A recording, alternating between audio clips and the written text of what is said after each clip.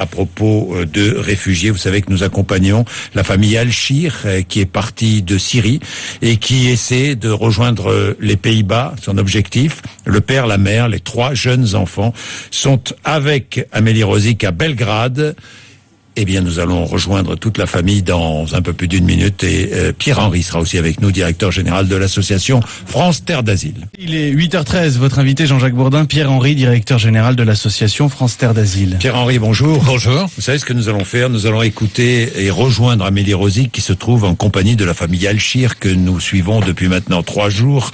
Ils sont partis, lui était architecte en Syrie, à côté de Damas, elle professeur, et ils sont partis. Ils ont tout vendu, tout ce qu'il leur restait, ils ne pouvaient plus manger, ils étaient menacés de mort en Syrie, ils ont dû quitter leur pays, ils sont partis pour rejoindre les Pays-Bas. Vous êtes, Amélie, en direct de Belgrade, à chaque jour une nouvelle épreuve pour Majid et toute sa famille. Oui, Majid, Rana, sa femme et leurs 3 jeunes enfants. 5h du matin hier, après une nuit complète dans un train bondé à somnoler les uns sur les autres, la famille tient bon. Pas le temps de s'arrêter pour reprendre des forces. Ils franchissent les pieds dans la boue, 4 km de marécage qui sépare la Macédoine de la Serbie. Et comme d'habitude, Adi, 6 ans, le seul garçon de la fratrie, porte son précieux sac de jouets préféré sur le dos. Il marche main dans la main avec son père. Je lui ai dit, si tu arrives à porter ce sac qui contient tout ce que tu aimes jusqu'aux Pays-Bas, tu seras un vrai Superman.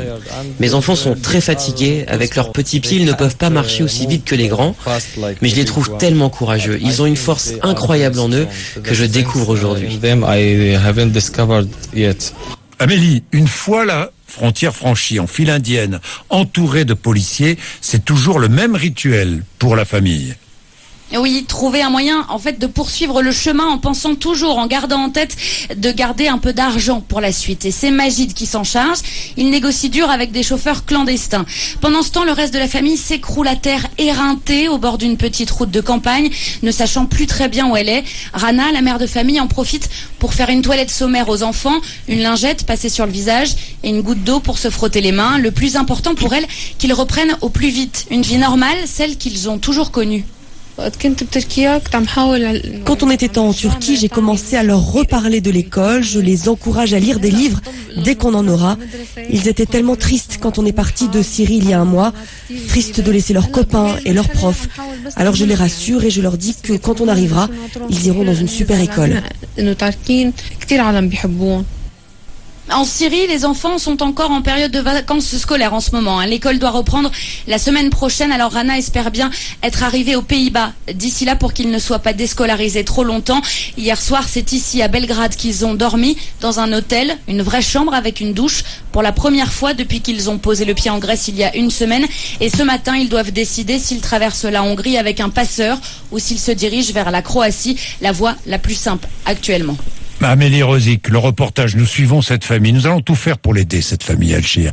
D'ailleurs, si vous voulez l'aider, n'hésitez pas, vous allez sur le site rmc.fr. Cette famille, ce père, cette mère et les 3 enfants de la famille.